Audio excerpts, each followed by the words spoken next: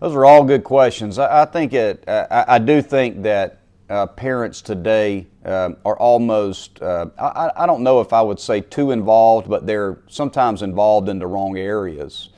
I think first and foremost, we've turned baseball into a country club sport.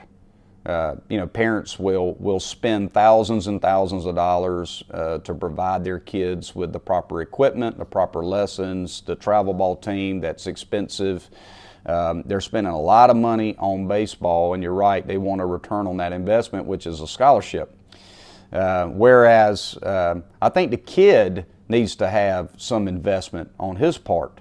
I'm not a fan of watching parents throw the kids Gatorades or Snickers bars before the game. That is a big red flag to me.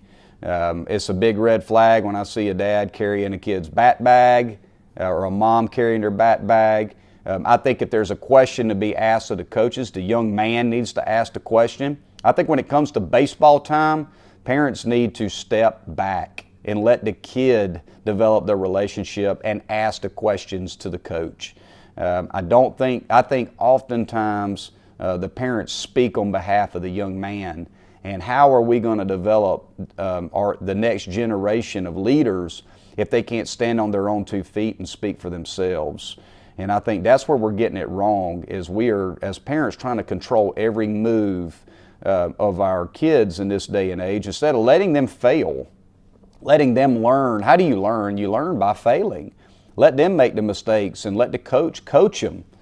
Step back and trust the coach that he can coach my kid and coach him in a tough manner, in an honest manner.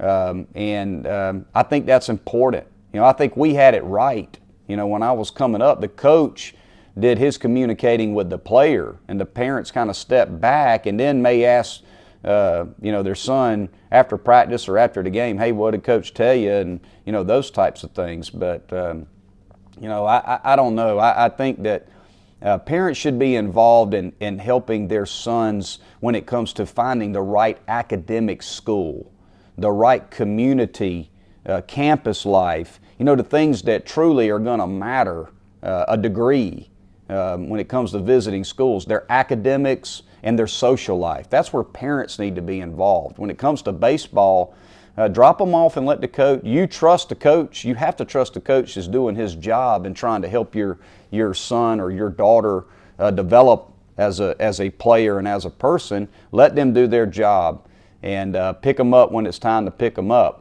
And I think that helps. I look at kids all the time, and when their parents are yelling in the stands, that kid's going to look. That kid's going to hear your voice.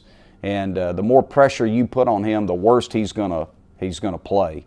So back off. Just watch them when they play. Don't cheer too loud and don't yell at them. Just let them go out there and play. And it's one of the things that my dad, I have so much respect for my mother and my father because they never put any pressure on me as an athlete. But they put a whole lot of pressure on me to do the best I could in school, and they punished me every time I made a mistake in my social life.